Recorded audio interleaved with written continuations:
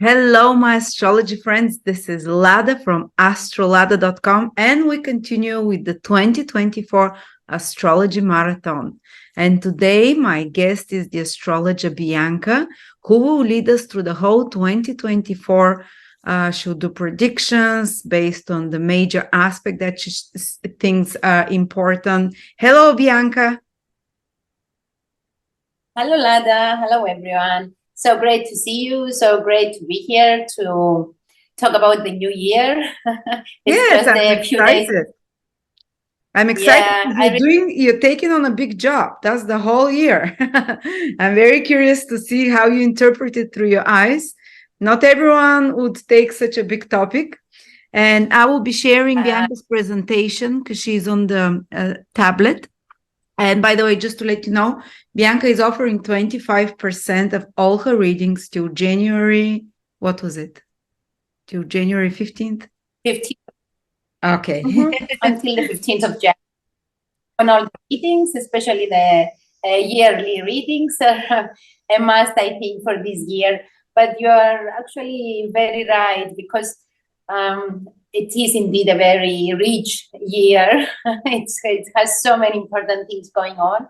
And I really had a hard time choosing what to focus on, because I wanted to talk about everything, but we only have limited time. So I had to think about what to focus the most, because this will be a very active, fiery, violent, shocking again year. We're not going to stop getting shocked and surprised and glued in our television stations for sure.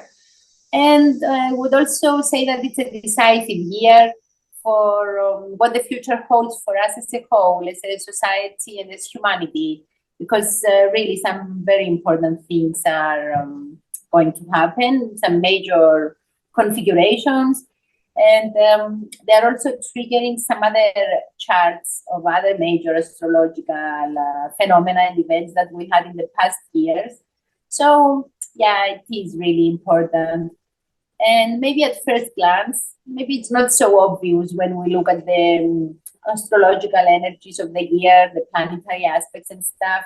But when we look deeper, we will see that there is very much an atmosphere of war, volatility, violence, terrorism, assassinations.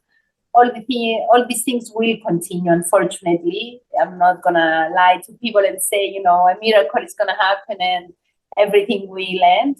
Because as we have seen since 2020, when the major cycles, synodic cycles, marking the end of the era and the reset of the universe, when we're just at the beginning. So basically, this year triggers some very important dates related to those events. That's why I judge this year to be very decisive in that sense, that things will happen that will force us to get on a different path, whether we want it or not. And issues related to racism are going to be around a lot. To what? Sorry? Issues related? Racism. Race. Okay.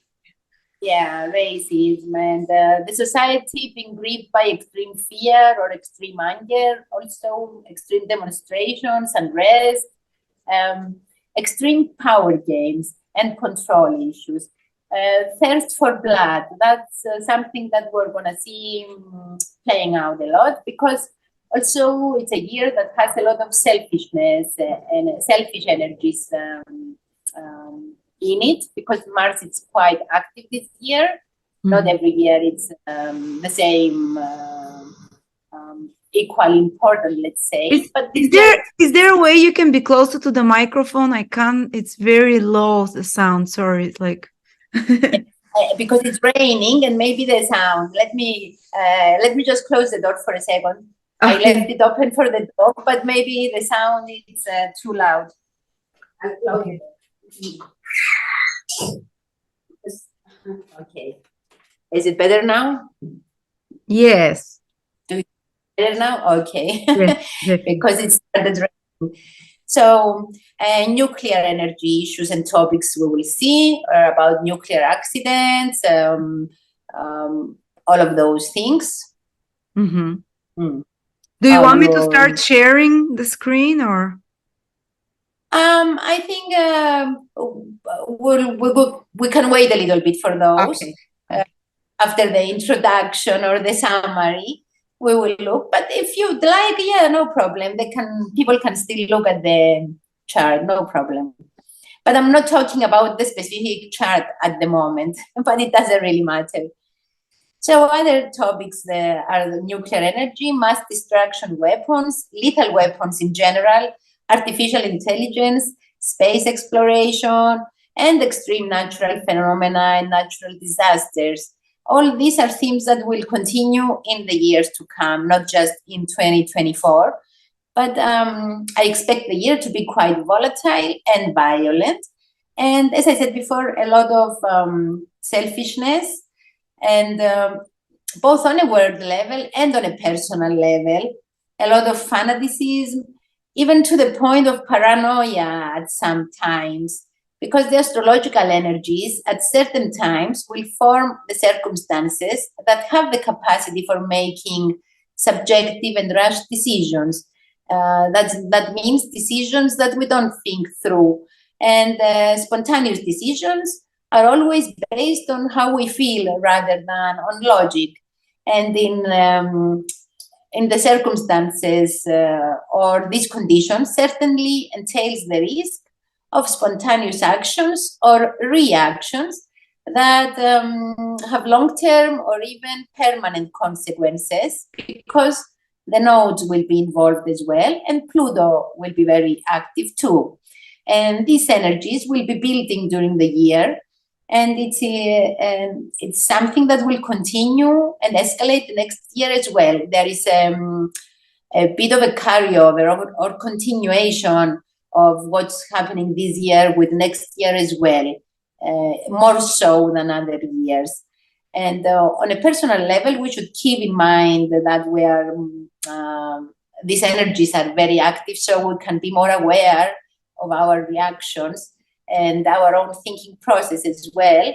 We must not react impulsively, but we must rather slow down and think things through before making decisions. And on a mundane level, though, I believe we will see a lot of violence even because of selfishness. And being selfish is another form of subjectiveness, because your decisions are always based on a personal benefit rather than anything else. And where the leaders are also humans, and they're also influenced or affected by the energies that go on. And when they are affected and they act selfishly, their decisions will also make them more subjective. And selfishness, which is represented by Mars, will be the trigger for events to happen that must happen to put humanity on the path we should be on.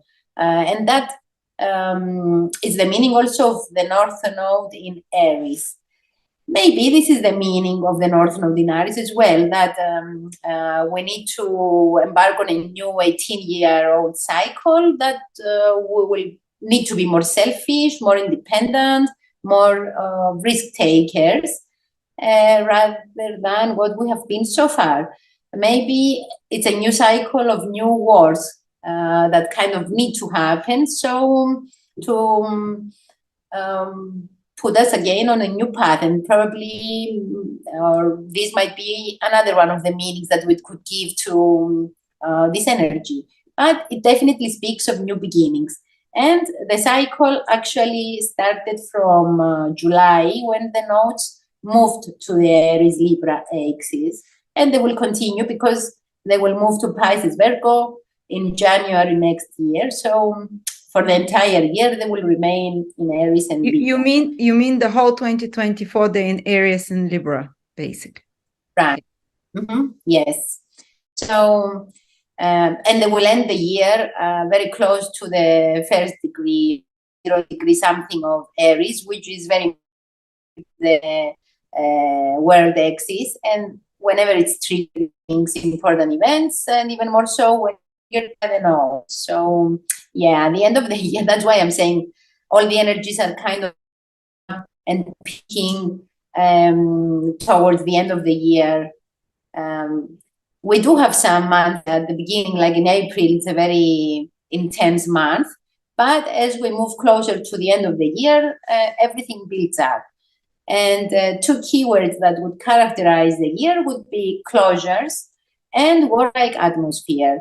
And this will be felt quite strongly as well, the closure, the need for putting an end to some situations or things or relationships, whether it's personal relationships or business partnerships or even goals or achievements that we had in mind. And for whatever reason, whether we succeeded and now the circle has closed and it's time to move on to something else, or we failed and again we need to accept it and just move on with a new beginning. So this is also quite important on a mundane level as well, because we will have presidential elections in the United States on the 5th of November. And the day of the elections falls in the shadow period of both Mars and Mercury, because both they will turn retrograde close to the end of the year. Mars on 7th of December at 6 and 10 minutes of Leo, and Mercury on 26th of November at 22 and 40 Sagittarius. And this means that events that took place or are related to the US elections will carry over to 2025 as well. And to be precise, Mercury's position brings to the game events or situations that will happen around the beginning of the year, around 7th of January 2024, because that is the day when Mercury will station direct at 22:10 Sagittarius. Mercury will turn the retrograde on the 13th of December and until 7th of January next year. But it will turn direct, or will have turned direct by the time the retrograde, by the time the video goes live on 13th of December at 8 Capricorn.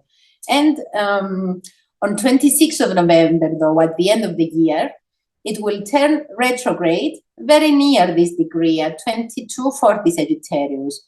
It's the same degree, just a little difference in the minutes. So it's the point where it will end its retrograde now. It will begin its retrograde at the end of the year. So there is a connection basically between the beginning of the year and the end of the year. So discussions that will take place around the beginning of the year, or some decisions that might be made, or some goals, or some plans, anything related to what Mercury rules, will be resurfaced at the end of the year, and will need some time of readjustment. We will need to take another look at them.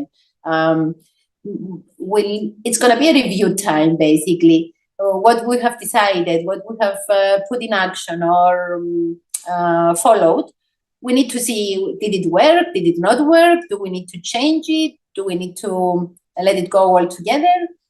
It's definitely going to be kind of a readjustment time. And right now, we're already in Mercury shadow period since the 25th of November. So anything that happens from now until the 13th of December most likely will resurface again in late November and early December 2024 as well. And as a matter of fact, we're kind of in the same situation right now, because Mercury stationed retrograde last year at 8:29 Capricorn. And so this is the degree that will turn retrograde now. And it directly relates events or situations that happened during that time, around 18th of January 2023. And during the retrograde of Mercury and Mars, they will trigger some important astrological charts of major astrological events, such as eclipses. This is quite, there are quite a lot of eclipses that have been triggered this year.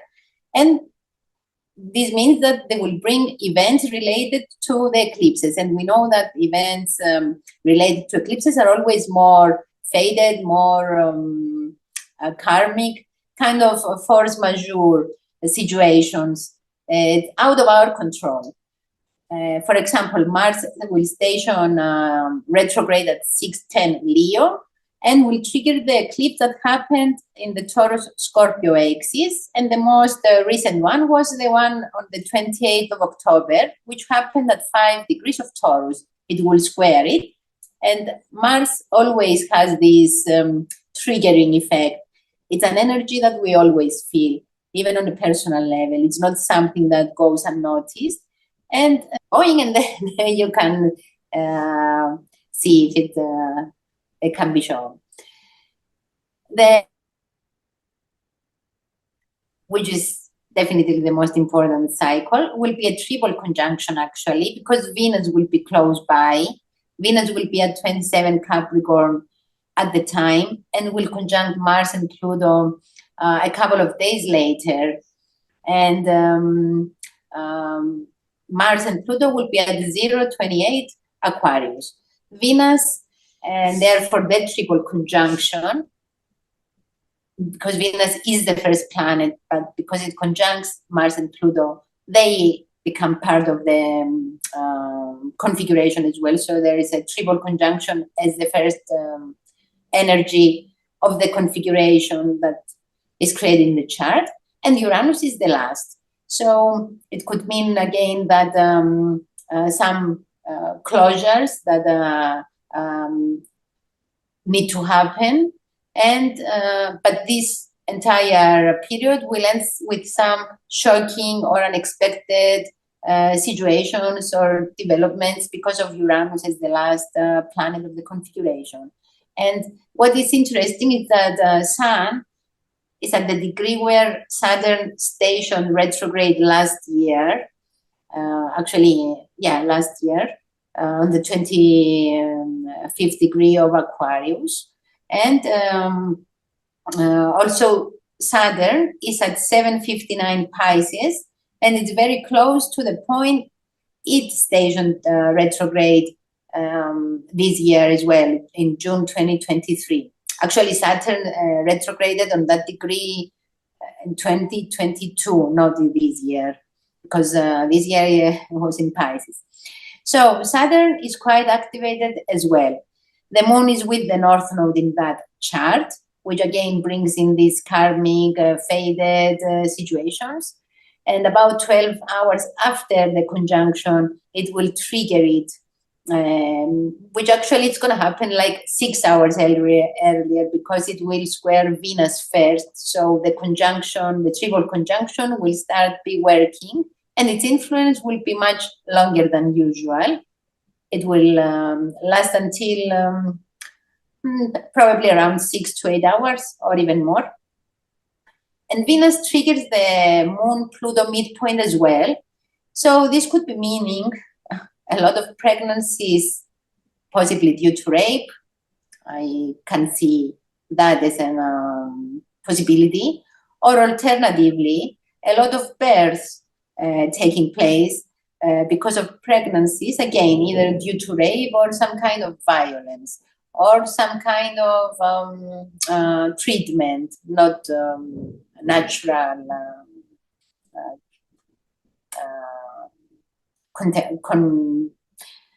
how do you call it now? Conception. Conception. Thank you, Lada. Or even births of orphan children, because one of the parents, the father maybe was killed in war or lost or sacrificed for some reason. I don't know. It's a really difficult midpoint. And it falls in Pisces as well. So, yeah, these are things that we could be hearing about or bringing. Or radical changes in our beliefs, or the way we see religion. And, or a scandal might come up again could be involving stolen babies or trafficking or adoption, things like that. The overall combination of the energies of the conjunction chart could definitely have to do with real estate, properties, or losses, or even land lost because of war, land changing hands because of war, or land losing its value, even because of war situations in the neighborhood, or neighborhood, I mean the general area, not in a country. Or we could see extreme volcano eruptions, fires, very strong earthquakes, large-scale cyber attacks, extreme nationalism, or violence against women and families also can be part of the what we hear during the year as well. So war, terrorism, and extreme fear. Saturn and Pluto speak about extreme fear, and Mars, Pluto, again, can be talking about extreme fear. And to feel extreme fear, especially when large masses of people feel extreme fear, it means that some serious events are going on. So there are definitely important connections to the past in this chart. Hence, my conclusion that we will start seeing events that are related to the synodic cycle of Saturn Pluto, which is the most important thing of the past few years, and will reset everything and life as we have known it. And another important point to note is that there are no retrograde planets in that chart. Okay, I didn't write notes for all of them because we were going to see the charts, so I was going to look at them, but never mind. I will say a few things about the Mars square Pluto, which is the last Mars square Pluto. Actually, the last one happened on 9th of October, and that was 2 days after the Hamas-Israel war started, and just 2-3 days after the Mars southnode conjunction. And these were two really important energies, and they brought the war, and so suddenly, as we all saw. And the last time we had some similar energies, we also had the Nagorno-Karabakh sudden war breaking out. Maybe we'll hear more about those areas as well. I will look a little bit into astrocartography in a few minutes. And then the last one is the Mars opposition Pluto, which will happen on the 3rd of November 2024. And it will oppose, Mars will oppose Pluto at 2946 Cancer Capricorn from Cancer, and Pluto will be retrograde. And this is a very violent aspect. There are very intense energies, and the planets, both planets, are on the verge of changing signs. And Mars is in one of the worst positions on the zodiac. And Pluto is not that great in Capricorn either. And because Pluto is ready to move into Aquarius for the next 20 years, the aspect definitely speaks for kind of like last chances for final closures. Some things need to go, and they will be gone whether we want it or not. When with Pluto, we never look back. It's like a final and permanent end. And that's why we always say whenever Pluto is involved in some aspects, if we don't want things to break up permanently, we don't pull the ropes too hard. And this is especially even more important because Pluto will not return to Capricorn for another 248 years. So everything that Pluto wanted to bring during its transit from Capricorn will be finishing at that time. And in this chart, it could also be talking about the major economic crisis as well. possibly because of wars too, or terrorism, or extreme weather conditions, or natural phenomena, and general radical changes to the way we use money or currencies and stuff like that. Maybe some of the currencies will stop existing altogether as well. And the chart for the position of Mars Pluto, it's really quite rare. There is a very rare configuration. I don't remember seeing anything like it, at least in any of my clients.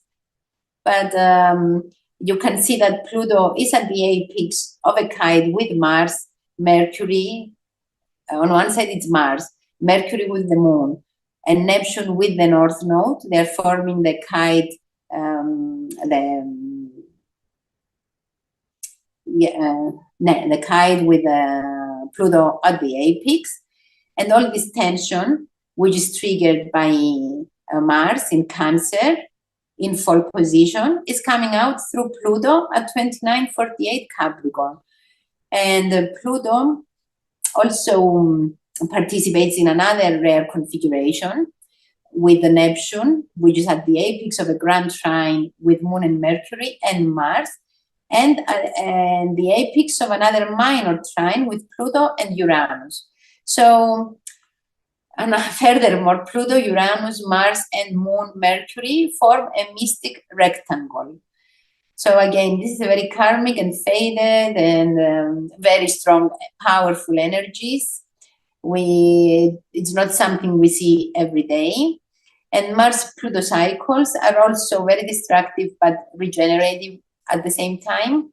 And the 0 degree of Aquarius, which is also important in this chart, and is a very important degree in general, has been quite important during the past few years as well. And it's a degree that we also had the Jupiter-Saturn conjunction taking place on 0 Aquarius on the 21st of December 2021.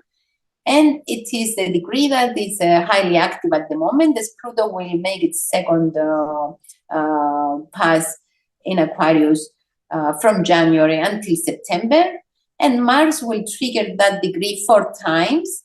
Some triggers will happen in 2025, but they will originate from this year. So because Mars will oppose 3 times Pluto, not all of them will happen this year. That's why the energy carries over. And we had eclipses affecting the 0 degree of Aquarius. The latest one was on 21st of January 2019 at the 048 Leo.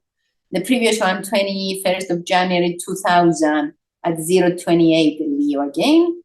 And the Mars-Pluto conjunction at 046 Aquarius can definitely be related to events that were going on or happened after those eclipses. And on 23rd of October 2014, again, we had a partial solar eclipse at 018 Scorpio, which again is triggered. And these are just some examples because there are definitely a lot more charts impacted as well. For example, the part of the fall equinox, because Pluto was at 0 degrees in that chart, and the conjunction could trigger events related to the period from 21st of September to 21st of December. And I wanted to look a little bit at the astrocartography to see where the lines of at least the major lines go through. The Mars-Pluto conjunction goes through Kazakhstan, Pakistan, Kyrgyzstan, Afghanistan border, the Tajikistan-Afghanistan border, Uzbekistan. Right below Sri Lanka, we have Mercury, Uranus. I don't know if that could bring like an earthquake or tsunami or something. Indonesia, Indian Sea. Extreme weather conditions are also possible. Texas, in the US-Canada border, Brazil, Argentina. Through Argentina, we have Chiron and the North Node. The Mars-Saturn conjunction, which also speaks about repressed anger, frustration, military situations. Mars-Saturn is also the police or the army. So we could be seeing a lot more issues or topics related to policing or even coups, military action. Oh, the presentation has just appeared. This line affects... Which one should I bring up? Finally, I was able to do it with my husband here for the last few minutes. Okay, great. Okay, so we can at least, people can see it at the end. Let's go to the astrocartography for Mars-Saturn conjunction. This one. It's the second aspect. Yes, I think it's this one. Mars-Saturn conjunction. Mm-hmm. Okay, so it affects Denmark, the Czech Republic, Bulgaria, Kosovo, Montenegro, Albania, Greenland. We have Sun, Chiron, northnode, Mercury, Mars, Saturn going there. Iran, Saudi Arabia, Iraq, Armenia, Georgia, Azerbaijan, India, Nepal, Tibet. The Uranus, Moon, Jupiter, Pluto line goes there. Alaska, San Francisco, Pluto, northnode, Chiron, Sun, Mercury through San Francisco, near San Francisco. Mexico, Texas, Oklahoma, Greenland again, Brazil, Colombia, Venezuela. The Mars-Neptune conjunction, which is the next slide. Okay, this is the chart, and I wrote some of the main characteristics. Let's go to the next slide to see the astrocartography. I will mention the countries. Again, Kazakhstan, India, Pakistan border, Portugal, London, England is very much affected, Iceland, and Mars-Neptune could also be talking about tsunamis or explosions or even gas leaks, things like that. And because Iceland is affected, maybe during that time we will have problems or see events related to the volcano that has been active for a while now but hasn't erupted yet.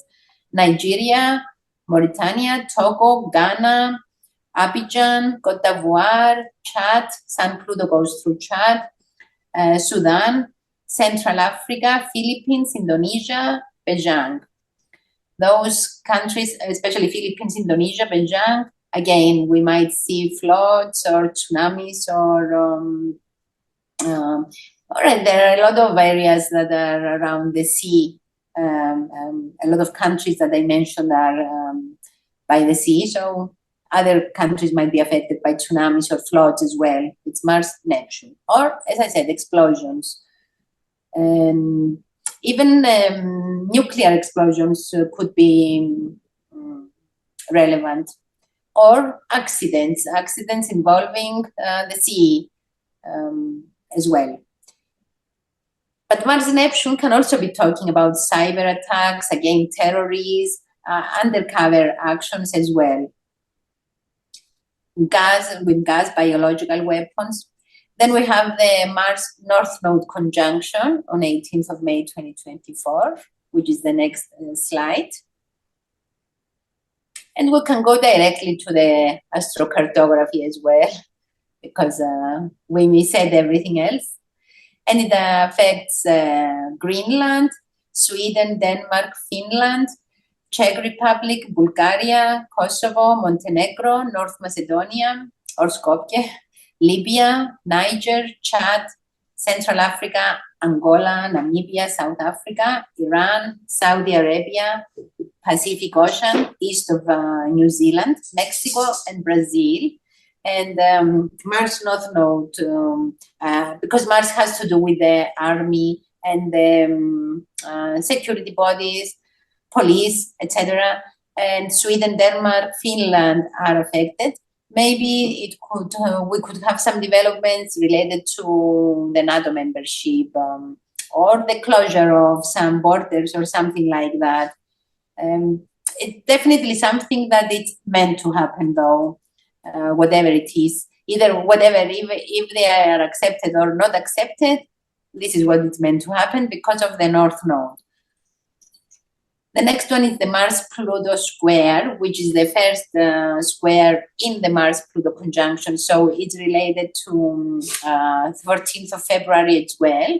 And it goes through Washington, D.C. Maybe we will see some power games here related to the presidential elections, a lot of debates, a lot of below the belt hits or scandals coming up, or even assassination attempts. Mars Pluto could definitely be talking about something like that. Who knows? It goes through Washington, D.C., as I said, China, Mongolia, Burma, Afghanistan, Kazakhstan border, Greenland. Greenland is affected very much. Uranus, Saturn. Maybe there will be an earthquake there as well, or an explosion of I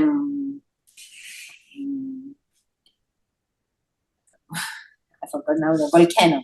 Brazil, Moon, Uranus, Pacific Ocean. Pluto Mars goes through the Pacific Ocean again. Near Darwin, Australia, Indonesia, maybe a terrorist attack, Mars Pluto. I think there were terrorist attacks in the past in Indonesia. Zimbabwe, Moon, Uranus, maybe sudden unrest among the people, demonstrations. Chad, Mars, Pluto, and I think we had Sun, Pluto earlier, so maybe something will happen in Chad, extreme violence or someone getting killed. Libya, Sudan, Egypt. And the Mars-Pluto position on 3rd of November 2024. Okay, that's the slide. We have goes through, which, as I said, I consider this quite important because it will repeat next year, and every time we have repeated aspects, they are more, and their duration is much more, and they are much more important. Their events come in doses, not at once. India is affected near the border with Nepal, Nigeria, Niger, Algeria, Libya, Italy, Kosovo, Bulgaria, Japan. There is Mars Neptune line going through Japan. So again, we might see tsunami there or something. And Canada. And finally, the last slide. That's November, isn't it? That is in November. 3rd of November, yeah. I'm just telling to the American viewers, the dates are written in the way we write them in Europe. So the date is first, the month is second, because you might think it's March. Right. It's 3rd of November, and it's very 2 days before the presidential elections, actually, too, because they are on the 5th of November. So yeah, it's really important. Maybe there will be violence or demonstrations after the elections or during or before.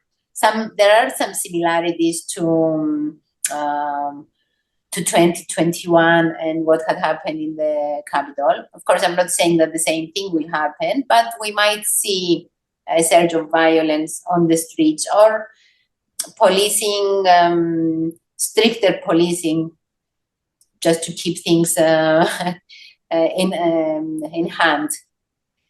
So if we can go to the last slide, I have set 3 important dates to mention, which is the 11th of January, new moon at 20 and 44 Capricorn, which squares the nodes and triggers the Saturn-Pluto conjunction of 12 January 2020 directly, and the solar eclipse that took place on 10th of January. So it's an important new moon cycle until the 12th of February, approximately around that day. And then immediately the Mars-Pluto conjunction happens.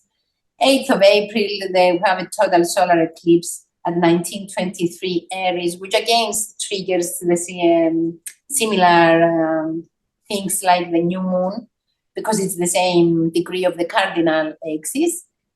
And it also triggers the Mars-Chiron conjunction as well.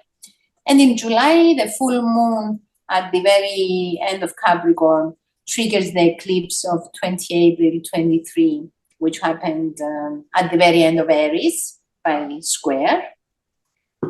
And that's all, I think. Oh, actually, we have the Mars-Uranus conjunction, which takes place on the 15th of July 24, and I didn't mention the countries it goes through. I'll just run through them. Ontario, Toronto, Chicago, Houston, Mexico, Calcutta, Kathmandu, Russia, Mongolia, Kazakhstan border, Nepal, Tibet, Pakistan, Bangladesh, Bhutan.